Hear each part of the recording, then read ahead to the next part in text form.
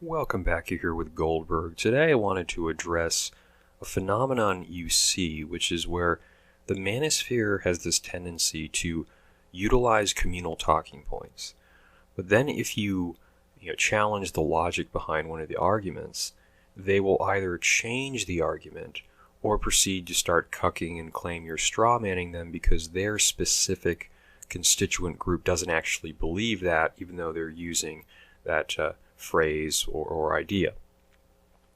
And the one in question is as follows. Men age like fine wine, women age like milk. It's cute, it's cuddly, it's cozy, it's smug, but of course it leaves you feeling incomplete as far as the real world is concerned. Unfortunately, I think it's an example of where some of these dudes will take what was a cultural norm from the 1950s and try to apply it into this warped, there's going to be a vengeance fantasy for these women because of how they've been acting. If you want to believe that, fine. But I would not certainly stake a lot of your existence on that assumption. So, of course, the primary thrust of the argument is that as men and women age over time, men tend to do better. And to be fair, there is a certain amount of support for this. So you have the differing collagen ratios, the fact that a lot of men shave their faces, which supposedly can diminish the appearance of wrinkles over time. You have the fact that men don't go through menopause. Obviously, if women drink heavily or use antidepressants or are on birth control for a long period of time, all of those things have side effects. Right? That's just a fact. Now, to be fair, there are lots of dudes who drink heavily who may or may not use particular drugs. I don't know how many of them are on birth control. I do know that if you're an empowered liberal male, you might partake, but that's a separate matter. That being said, if you're trying to make this argument about women hitting the wall at age 30 or 35, it's worth noting that a lot of dudes are smashing right into that same wall, and they might not even make it to 25. These guys are not aging like fine wine. They're aging like a great value crayon apple bottle in the hot sun. Before they're 25, they're overweight, they're losing most of their hair, they don't really have much of an ambition financially trying to improve their situation. But funny enough, oftentimes it's these dudes who are the ones claiming that the women are going to be screwed because they're not settling down at a younger age.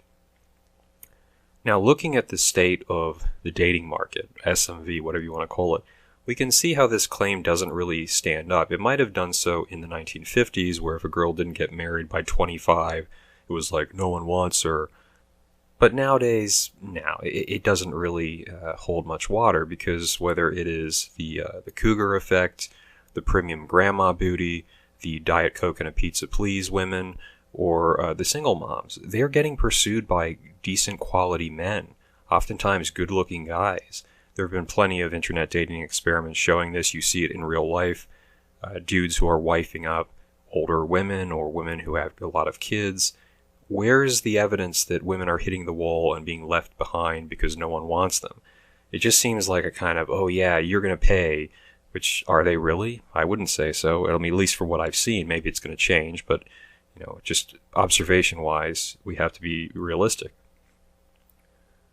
Now, if you present this, the manosphere will then start, shilling, and they'll say, well, we didn't really mean that they're not going to be physically attractive. We mean that men are going to have more money as they age. And it's like, okay. Now, I think it's worth pointing out, women are a lot better integrated in the modern economy than some of these guys may realize. They start businesses in record numbers. They're starting to catch up with men in terms of the professions. They're making decent salaries. So to claim that, oh, no, they're all going to be bankrupt when they're middle-aged because they don't know how to manage money, you can make that argument if you want. But of course, are men free of that? No. I mean, you're going to have dudes who just never have a career or just spend too much money on trucks, on clothes, on women, some dudes who get divorced, whatever. Not every guy is going to be sitting on a bunch of money at middle age. I wouldn't even say most of them per se are going to, unless they are strictly focused on that or they're really good at managing money. And of course, there's other things to consider. So just because, let's say, you have money, well, understand that right now there are dudes who don't have money who are doing well with women. Some dudes who may have money who are doing well or not doing well. If you fast forward 20 years and you've got some more means, but you haven't developed your personality at all, you don't have any social skills, well, maybe you'll be doing well on seeking arrangement. I would not say that's an indication of that you are a high-value male. You've got more resources. It's like you think Georgina Chapman married Weinstein because he was a beautiful guy at high value. She probably married him because he had a bunch of money and he was powerful. But the money factor is like this. They're not really attracted to you because of who you are. They're attracted to you because of what money you have in the bank. Those are two separate things, I would argue. And of course, right now, a guy who's only making $40K could, go to a third world country, and because the economic and legal tables are turned, he might be, a king among women. Again, the money factor, I would not say that means the guy is higher value.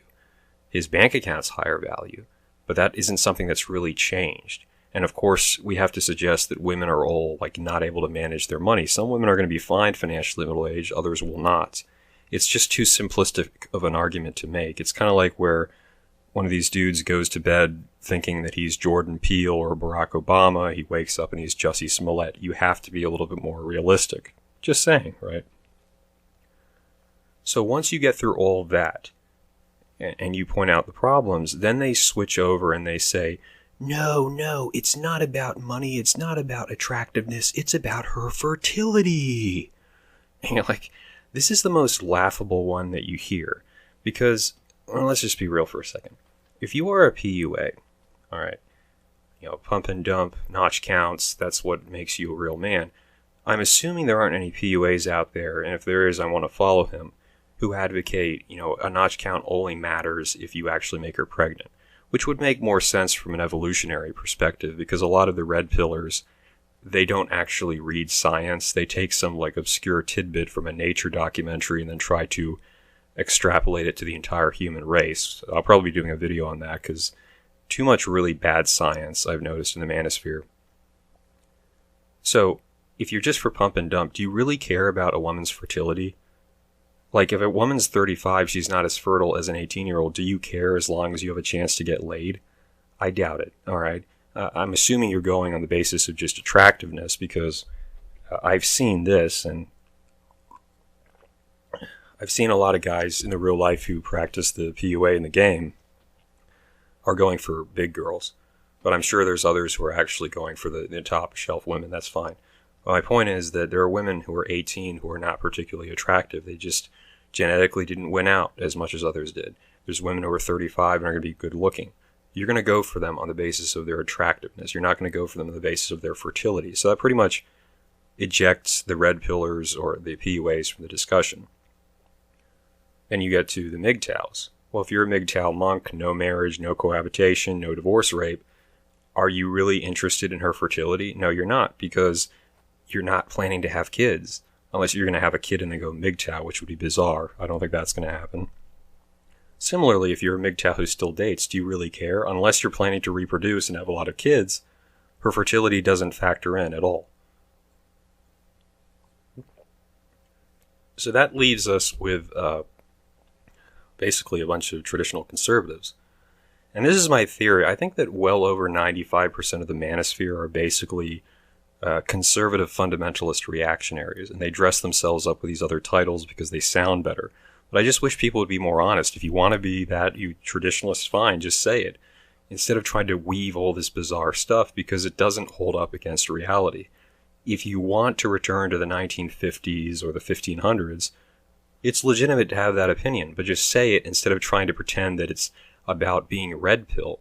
Fundamentally, the fact that, modern women are more empowered or have done certain things, you may strongly disagree with it. In many cases, I do. I strongly disagree with it. That does not mean that you can concoct some warped fantasy about how they're going to pay just because you don't like the outcomes. At a certain point, you just got to see how things are and let them play out and not assume, oh yeah, they're going to pay because they're going to hit the wall. If you want to maintain yourself, make sure that you're dieting properly, make sure that you're exercising, make sure that you're building your capital, personal, and of course financial. Don't assume it's just some automatic rule because the manosphere said so.